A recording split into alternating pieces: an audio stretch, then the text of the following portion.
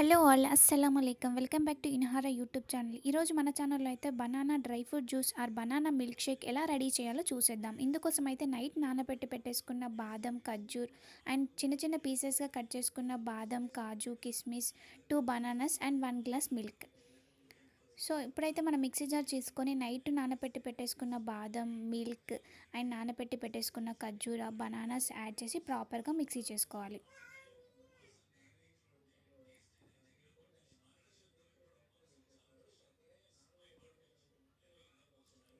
చూడండి, మనం మిక్సీ పట్టడం అయితే అయిపోయింది.